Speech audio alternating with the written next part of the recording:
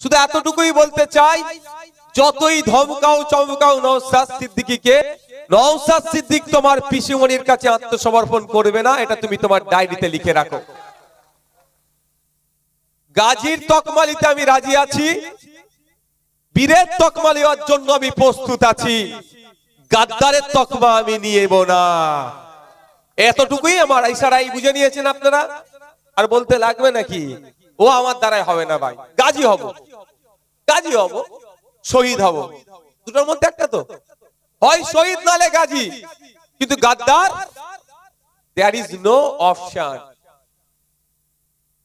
কোন অপশনই আসবে না। আমি ওই বিষয়ে বলে সময় নষ্ট আমি করতে চাই না।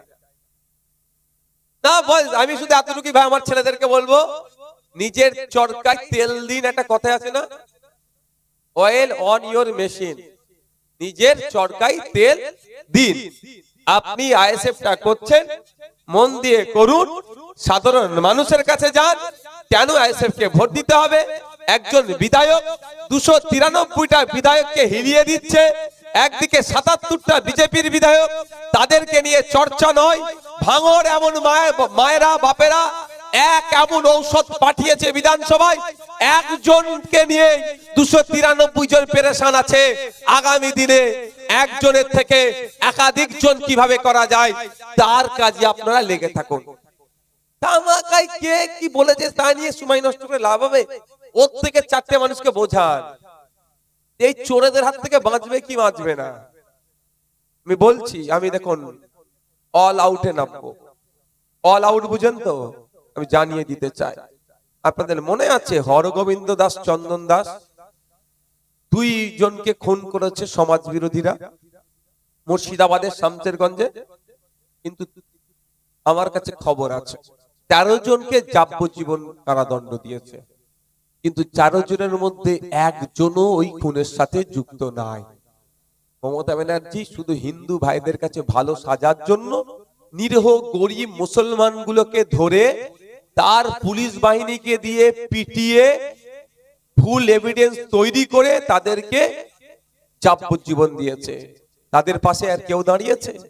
মুসলমানদের মাসিয়া বড় বড় নেতা কেউ দাঁড়ায়নি। আমি বলে যাই, ভাঙড়ের বিধায়ক তাদের প্রত্যেককে ডেকেছে, কথা বলেছি, এবং এটাও বলেছি 13 জনের পরিবারের সাথে আমি কথা বলেছি। আপনাদের জানিয়ে রাখি, অল আউট কেন খেলবো বলছি বুঝতে পারছেন না?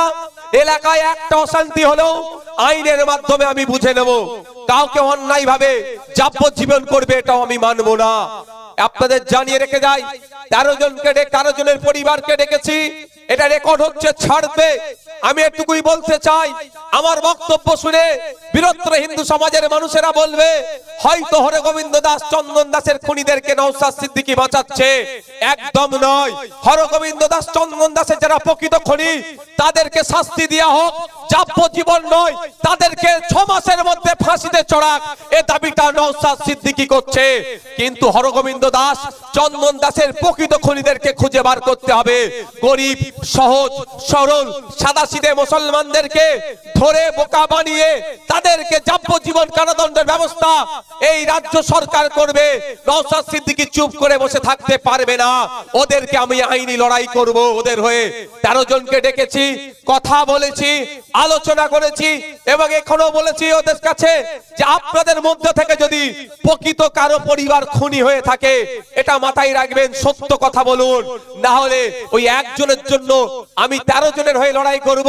পরে যদি দেখেছি একজন ওই খুনের সাথে যুক্ত, বাঁচার জন্য সে মিথ্যা কথা বলে 13 জনের টিমে ঢুকেছো, আমি যদি জানতে পারি ওই একজন গাদ্দারের মধ্যে ঢুকেছে ভালোদের মধ্যে, তাহলে কিন্তু 13 জনের মামলায় আমি ছেড়ে দেবো, আমি মামলা করব না।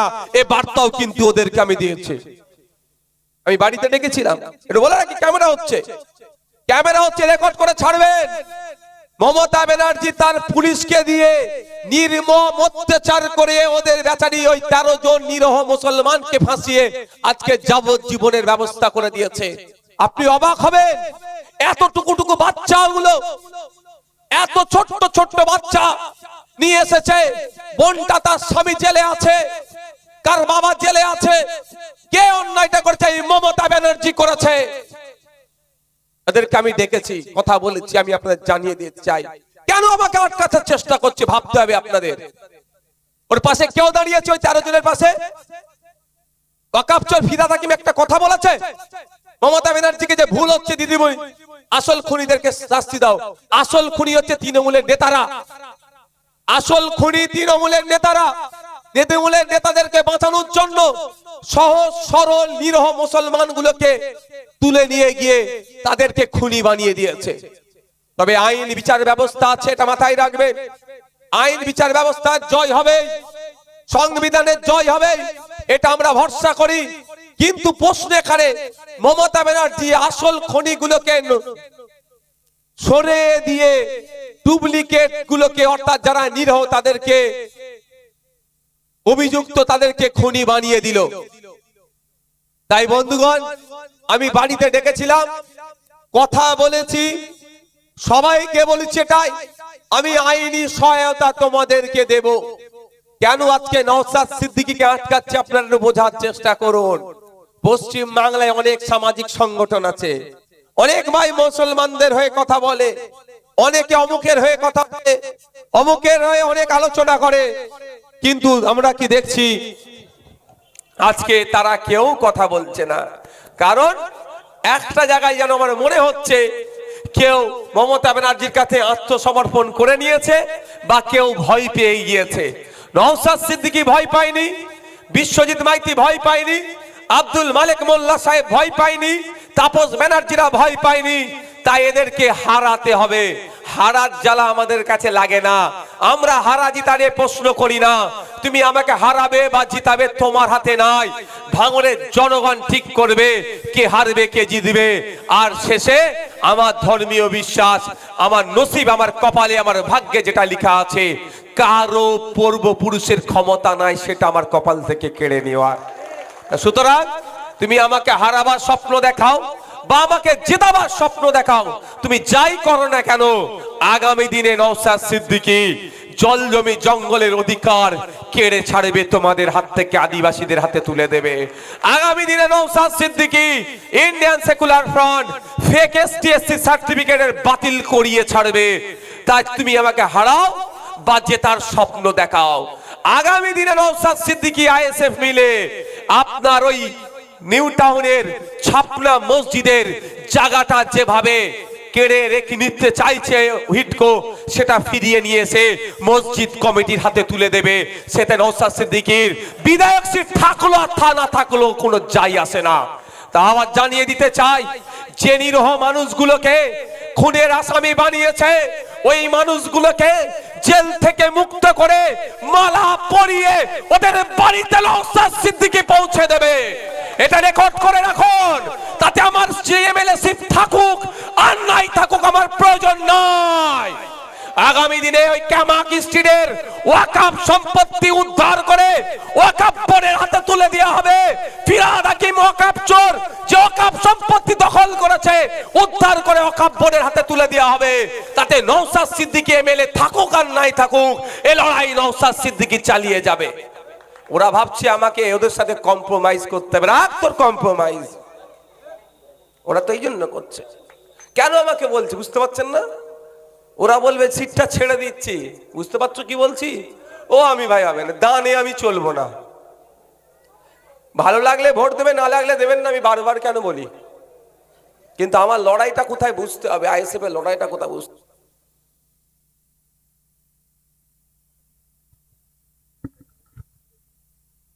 আগামী দিনে লড়াইটা কোন জায়গায় দাঁড়াচ্ছে বুঝতে হবে।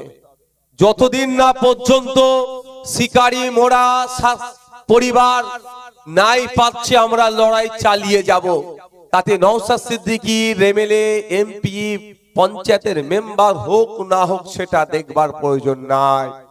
আমাদের বাড়ির মেয়ে কলকাতার হসপিটালের ডক্টর, আরজিকর হসপিটালের ডক্টর তিলোত্তমা যতদিন না বিচার পাচ্ছে এই লড়াই চালিয়ে যাব। কেন রাগ আমাদের উপরে? আমরা কি করেছি? একটা এমন কোন শব্দ বলতে পারবে যে শব্দের জন্য এলাকায় অশান্তি হবে? বলতে পারবে কেউ? একটা এমন শব্দ পাবে না। হ্যাঁ, আমরা একটু নটোরিয়াস ক্রিমিনাল বলি।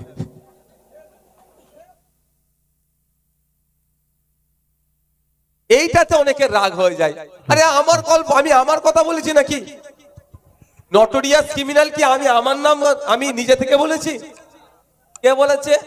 National human rights commission, Kolkata high court কে বলেছে এই যেগুলো আছে এই বলে উল্লেখ করে দিয়েছে, এরা হচ্ছে নটোরিয়াস ক্রিমিনাল, কুখ্যাত দুষ্কৃতী, কুখ্যাত দুষ্কৃতী। কিনা আবার কি বাংলাটা বলে দিক, কুখ্যাত, কুখ্যাত ইংলিশে নটোরিয়াস ক্রিমিনাল, ইংলিশে নটোরিয়াস ক্রিমিনাল। এটা বলি বলে অনেকের আবার বুকে ব্যথা করে। আমি যদি ভুল বলি তুমি যাও না, তুমি তোমার লোককে আবার কেন শিকায়ত করছো যে আমাকে এইরকম ভাবে বলে, তোমাদের রাগ হয় না? বুঝতে পারছেন? আমাকে এতজন মিথ্যাচার করে, আমি কোনোদিন বলেছি ভাই তোমরা উত্তর দাও? বড় তো তোমাদের কি বলি, তোমরা উত্তর দেবে না, তোমার কাজে লেগে থাকো, যে যার কাজে। উত্তর তো জনগণ দেবে, তোমাকে বলিয়ে উত্তর দিতে হবে কেন? আর একটা কথা, যদি আপনাকে যদি অন্যায় ভাবে নটোরিয়াস ক্রিমিনাল বলে, কোর্টে চলে যান। আপনার মানহানি হচ্ছে, সম্মানহানি হচ্ছে, তো আপনার সম্মানহানি করছে এই মর্মে আপনি কোর্টে চলে যান, কোর্টে গিয়ে একটা মানহানির মামলা করে দেন, কাজ শেষ হয়ে যাবে। সেটা করছে না কেন? কোর্টে গেলে বুক ফুলিয়ে যাবে, আইনের চড় খেয়ে মুখ ফুলিয়ে বাড়ি আসবে। বন্ধুগণ, আমি আপনাদের কাছে অনুরোধ করব, সব মাথা থেকে সরিয়ে দিন। লক্ষ্য একটাই, মানুষের পাশে থাকতে হবে আমাদের। মানুষ আজকে বিভ্রান্ত, মানুষ আজকে চিন্তিত, মানুষকে আজকে আমাকে পরিষেবা দিতে হবে, এই লক্ষ্য আমাদের মাথায় আনতে হবে। এটা মাথায় থাকবে তো? সব মাথা থেকে সরিয়ে দিন। কে জিতবে কে হারবে দেখার দরকার নেই আমার। একটা মানুষ অসুস্থ, রক্তের প্রয়োজন হয়েছে, ও আমাকে ভোট দেবে কি দেবে না আপনি অঙ্ক কষতে যাবেন না। ও তৃণমূলের অ্যাক্টিভ কর্মী, আপনি অঙ্ক কষবেন না। ওরা গত নির্বাচনে আমাদের বুথ দখল করে আমাদেরকে ভোট দিতে দেয়নি, এ অঙ্ক আপনি কষতে যাবেন না। ওর রক্তের প্রয়োজন হয়েছে, অ্যারেঞ্জমেন্ট করে দিন, না হলে আপনি নিজে গিয়ে বেডে ওর রক্তের ব্যবস্থা করে দেন। এটা আপনাকে দায়িত্ব নিতে হবে। স্কুলে বাচ্চাগুলো যাচ্ছে, টিচার নাই, স্কুলে কিভাবে টিচার আসবে তার জন্য ঐক্যবদ্ধ হন। স্কুলে ডাস্টার নাই, চক নাই, টেবিল নাই, চেয়ার নাই, এগুলো কিভাবে আসবে তার জন্য প্রস্তুতি নিতে হবে আপনাকে আমাকে। এটা আপনি যদি এই প্রস্তুতি না নিই, সমাজ ধ্বংস হয়ে যাবে। আপনার বাড়ির পাশে একজন অসুস্থ ব্যক্তি, চিকিৎসা পরিষেবা কিভাবে পাবে, সরকারি চিকিৎসা পরিষেবা কিভাবে পাবে, তার ব্যবস্থা আপনাকে করে দিতে হবে। আপনি একবারের জন্য ভাববেন না ও বেটা পঞ্চায়েত নির্বাচনে আমাদের প্রার্থীকে দাঁড়াতে দেয়নি, এখন বেটা অসুস্থ পড়েছে, এবার জব্দ হোক। রাগ সবারই হয়, হিউম্যান বিং আমরা, মানুষ আমরা, আমাদের রাগ আছে, আবেগ আছে, রাগ আছে। কিন্তু আমি অনুরোধ করব, রাগ আর আবেগকে কন্ট্রোল করতে হবে। কিচ্ছু করার নেই, ও ভুল করেছে, আপনার বুথ দখল করে নিয়েছিল, প্রার্থী দিতে দেয়নি, কিন্তু সে অসুস্থ, আপনিও কি তার মতো ভুল করবেন? ও ভুল উত্তম হলে কি আপনি অদম হবে, অদম হলে কি আপনি উত্তম হবেন না? আপনাকে তো উত্তম হতে হবে। ও অদম বলে ভুল কাজ করেছে, আপনি তার জবাবটা কাজের মাধ্যমে দেবেন। আপনার কি হবে? পরিষেবার মাধ্যমে জবাব দিতে হবে। তাই বন্ধুগণ, আপনি আমাকে কটা বাজে? 2:25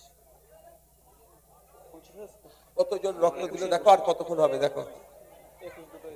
তাই বন্ধুগণ, আপনাকে আমাকে এগুলো মাথায় রাখতে হবে যে অশান্তি থেকে এড়িয়ে থাকতে হবে, শান্তির পক্ষে থাকতে হবে, ঐক্যের পক্ষে থাকতে হবে।